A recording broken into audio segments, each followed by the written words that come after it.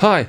So this is a test that I've wanted to do for quite a while already, but somehow never found the time for it, but today I got around to it. So I've compared some of the most well-known drum gate plugins that you use to gate out bleed in the recording of a live drum set, and whether the difference actually matters. And even if you're using a virtual drum plugin like Superior Drummer 3 for example, the tracks that it generates also contain bleed, so these plugins are equally useful. So let's go!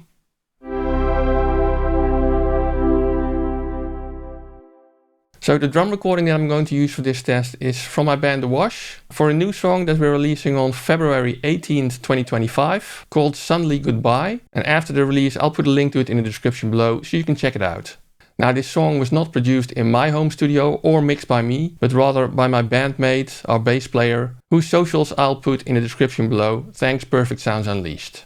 We recorded this song last year in a studio called Studio Konkreet in Holland, in a place called Dordrecht. I'll also include a link to the website of the studio because it's really a great studio with a wonderful live room, great preamps and mics. And we really had a good time recording there for a day, all together initially and then some overdubs at the end.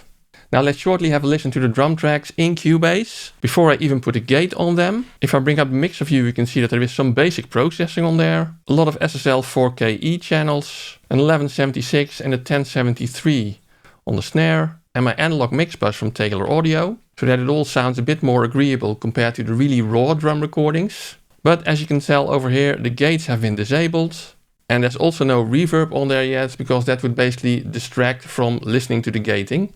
So let's have a short listen.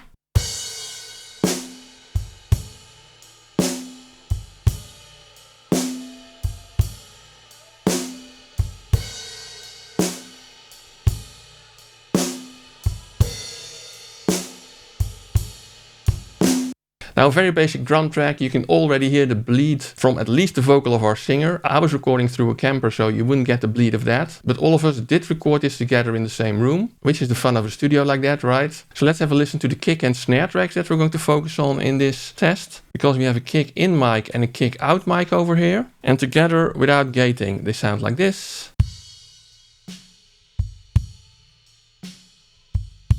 The basic processing is from an SSL 4000 channel, and this is with and without that.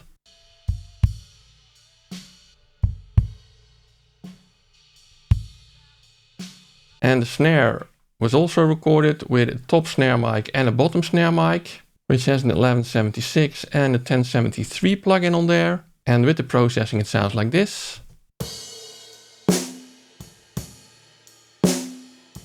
And this is without the processing.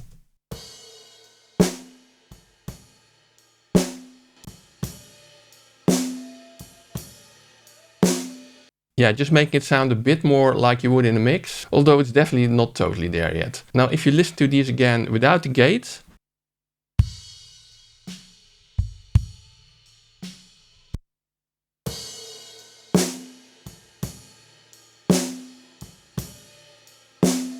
you can hear that you're definitely not hearing just the kick on the kick track and the snare on the snare track. You're hearing all the other drums as well, of course, which just comes with the territory of recording everything at the same time with microphones on the drum set. The other microphones just pick up bleed from the other drum shells. And that's exactly something that these drum gates are used for, because they're meant to gate out the bleed of the other drums in a drum recording. So for example, in the snare track, you would try to hear only the snare and not the other drums. And this typically makes the drum recording sound a lot better and tighter, because such a microphone has typically been set up for just that one drum shell. And any processing that's done during recording is also specifically for that drum shell.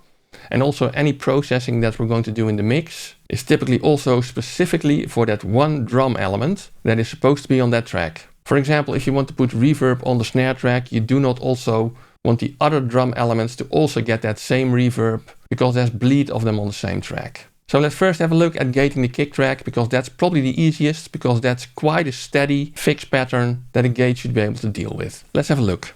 Now, even though we have a separate kick in and kick out channel, I've put all the processing and any gate before that on the kick group channel, which combines the kick in and kick out microphone. So let's first try it with the Pro-G gate, which is by FabFilter. This is not specific for drummers, by the way. It can be used for any microphone recording or even non-microphone recordings, just as a creative effect as well. And if we look at the controls, when I turn on the track without sound initially, you can see that there's a threshold control, and basically whenever the signal comes above the threshold, which is represented by this line here, the gate opens and lets the signal through. And that means you have a 1-to-1 transfer curve here. For every 1 dB on the input, there's a 1 dB increase on the output as well. Now below the threshold, the gate closes. If you fully want to close it, you have to put a ratio to infinity over here. But you can also close it less drastically by having a lower ratio. And that means that the signal below the threshold is just attenuated a bit and not fully cut off. Now there's also a range that you use to determine which part of the signal below the threshold is attenuated. And maybe for the very soft signal, you don't care about it and you just want the 1-to-1 transfer curve again. The attack determines how quickly the gate opens when the signal is above the threshold, and the release determines how quickly the gate closes again after the signal dips below the threshold. So let's try to gate this kick track here.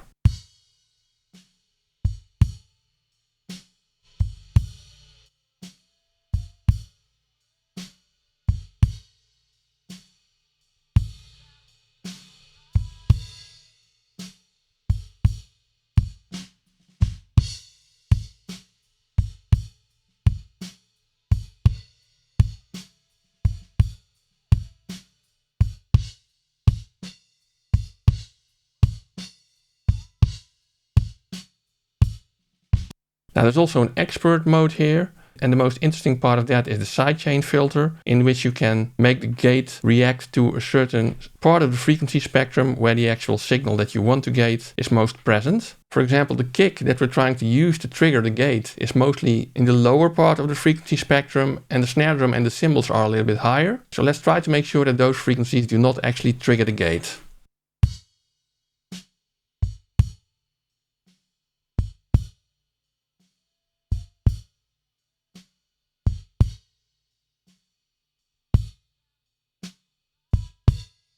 Now you still do hear some snare, but the difference between gated and non-gated is already pretty huge. Let me turn it on and off a couple of times.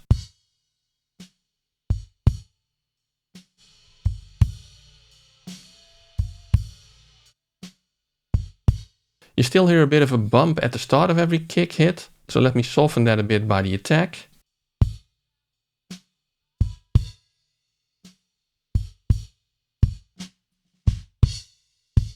Yeah, that still sounds quite natural with the other drums significantly reduced, right?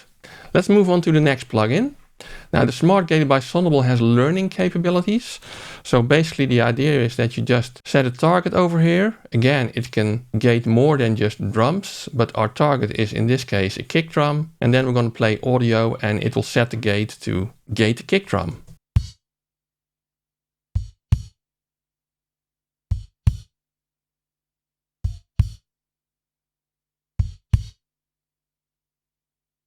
Which sounds pretty good already, but I still feel it's a bit unnatural because it makes the kick sound really tight. So let's adjust the release a little bit to let some more of the natural bloom of the kick drum pass through.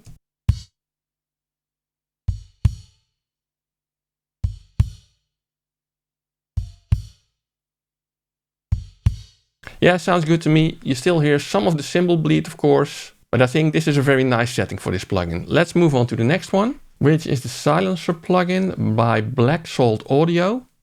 And again, you can select which drum you want to gate here. And as you can see, these are really all drums. So this one is specifically for drum gating. And this is really one of the easiest gates to use because it really only has a couple of controls. Again, a threshold control. So let's have a listen and try to gate this drum.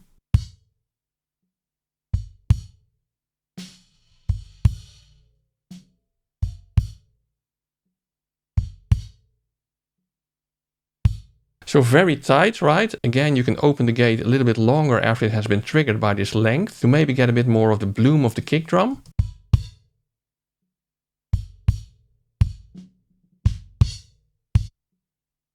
Make it even more tight. You can determine the amount of reduction of the non-kick hits with this control.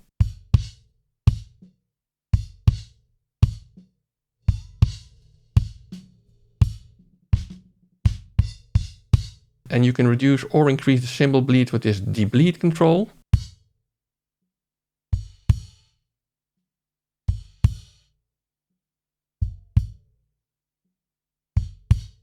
I think 0 is perfect over here. You can also let the gate be triggered by a sidechain over here, or use disk control for allowing through ghost notes, but we'll get to that when we deal with the snare example. I think for now this sounds great on the kick.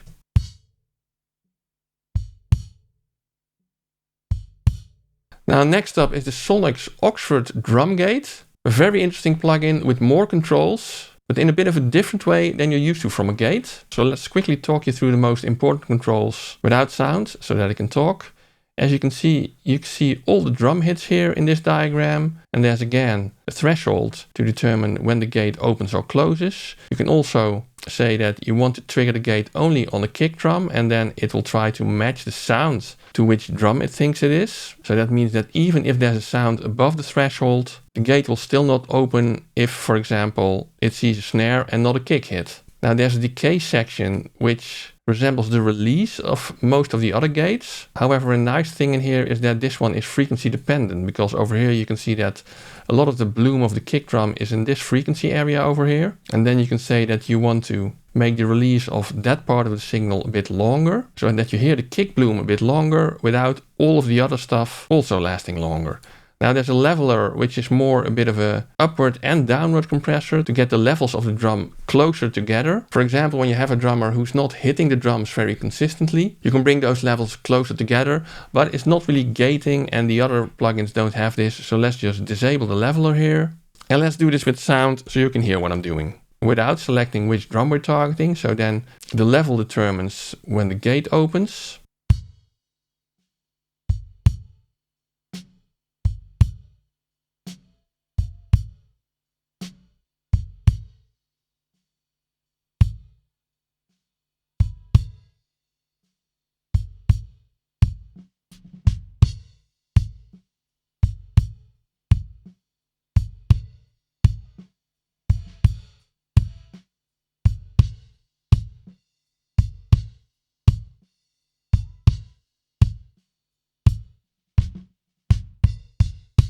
Great natural sound and tight gating. Let's now listen to all of these on the same part of the drum track so you can hear the differences.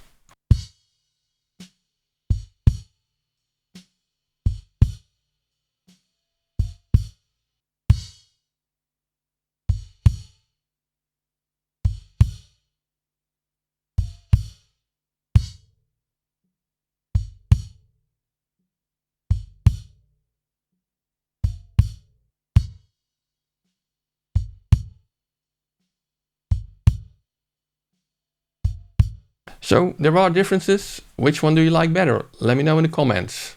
Now before we move on to the snare track, which really presents a lot more challenges to these plugins, if you like this video or find it useful at all, please give it a big thumbs up for the YouTube algorithm so that it gets spread to more people. Subscribe to the channel and ring the little bell icon if you want to get notified when I publish another video. If you want to support the channel even more, there is the super thanks button below the video. It's in that little menu item just to the right, and it's kind of a virtual tip jar. Or if you're planning to buy anything at one of these stores, I have many affiliate links in the description that you can use to buy at those stores. And if you click one of those links before buying, I will get a small commission from whatever you purchase without any additional cost to you, which is greatly appreciated. And I will of course also put links in the description to all of the plugins that I'm showing. And if they're available at Plugin Boutique, those will be affiliate links as well. So let's have a look at gating the snare track. Now, so for the snare, there is a snare top microphone and a snare bottom microphone, which both go to the snare group track. And let's try the first gate, the FabFilter Pro-G. And let's again see how we can gate this.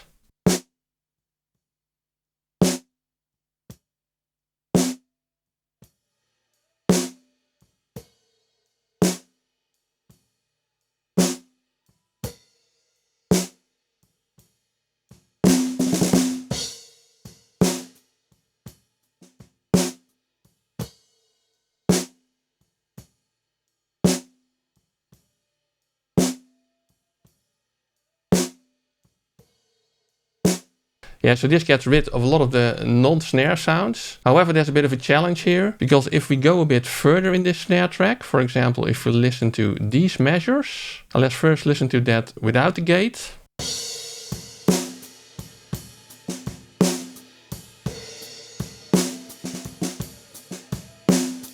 What you hear is those little snare hits They're usually called ghost notes. And that's pretty hard to let the gate open on those hits because they are a lot lower in volume than the regular snare hit. So if you put the threshold up really high, the gate will not open up from those snare hits, especially because the other drums in this track, most notably the kick drum and the cymbals, are quite loud. So let's see if we can get those ghost notes to open the gate without opening it up for all the other sounds as well. And I think I again want to go to the sidechain here and focus on the frequency spectrum of the snare.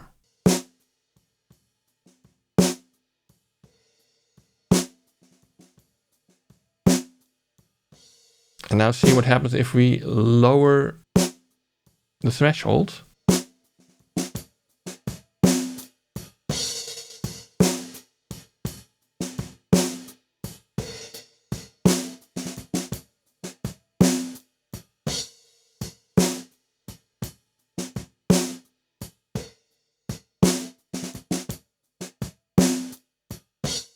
Yeah, so as you can tell, it's really hard to get those ghost notes without also hearing some of the other drums in this track. So with this gate, I don't think you can actually do that. Let's have a look at the next one, which is the Smart Gate by Sonible. Let's tell it that it needs to gate the snare. Let's play some snare.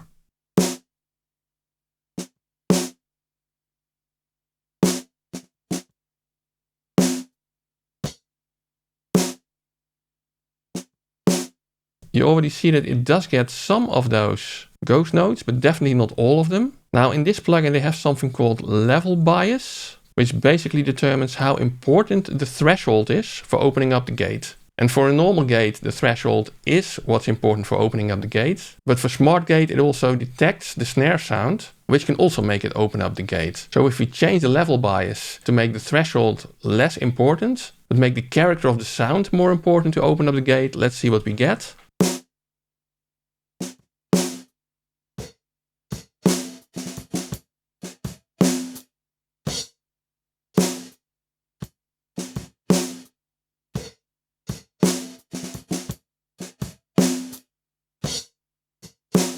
So we do get some more ghost notes in there, but we also get more kick in there again, although not as much as with the regular gate. Let's have a look at how Black Salt Audio's silencer works for this.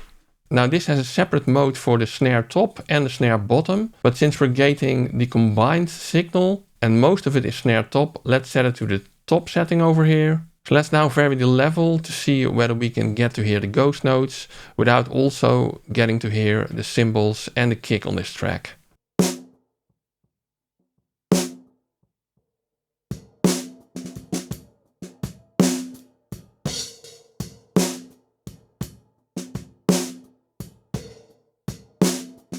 Now, as you can see, just using the threshold, it's not really possible, but they do have a separate ghost note control. And then the idea is that you automate that, basically enable it when there are ghost notes happening and disable it when there are no ghost notes happening. So let's see how that works. So I'm first going to a higher level again to trigger only on the snare.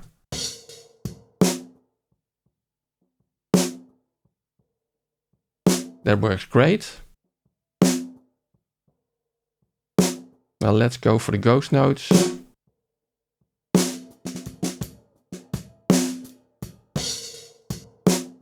Yeah, as you can notice, you really have to automate this because when I turn on the ghost note button, the kick is also bleeding through. So this is not a fully automatic process. Let's have a look at the Oxford drum gate.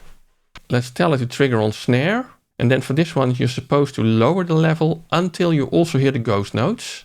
And then if there's any other drum bleeding through, you can see whether you can get rid of it with this control over here. Let's see whether that works.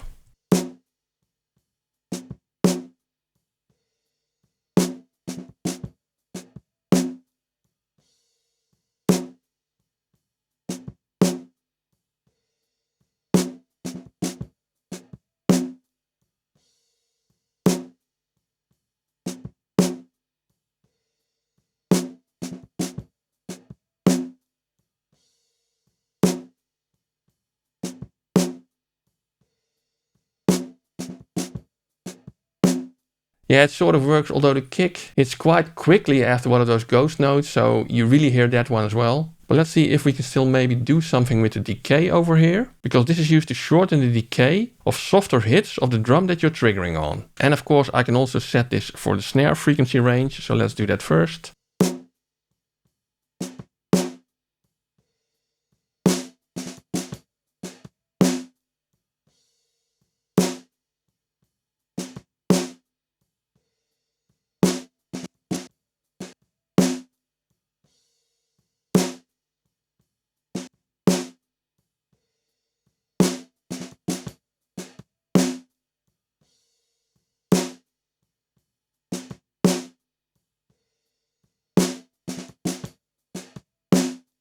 Yeah, we can't really get rid of the kick fully, but I feel this one actually comes closest to what we try to accomplish. Now let's listen to the differences of the snare gates one after the other.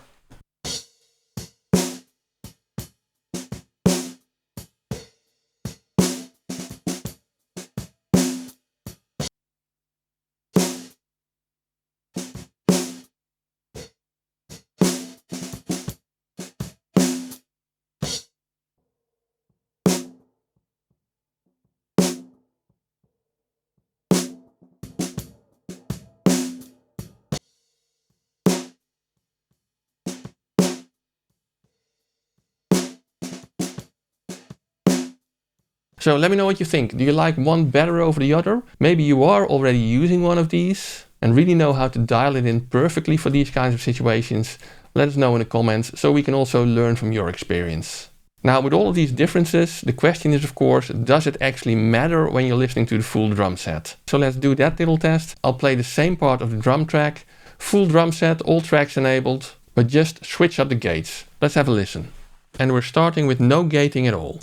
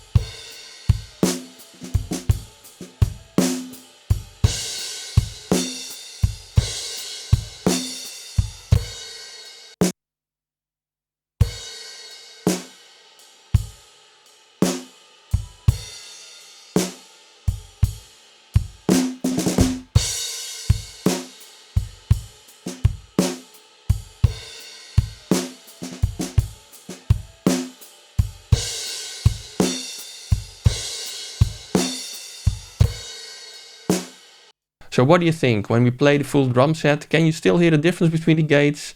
Do you maybe prefer one over the other? Let us know in the comments again. Now, if you're not yet sure about how a gate actually works, I also have a basic tutorial for that using the standard Cubase gate. So you can all follow along if you're a Cubase user, that is. It's a very early video on my channel, so I'm not yet as exuberant as I am today. And yes, that's a bit of sarcasm. But the information in that video is still solid. So I will link it over here. Check it out, enjoy, and see you soon.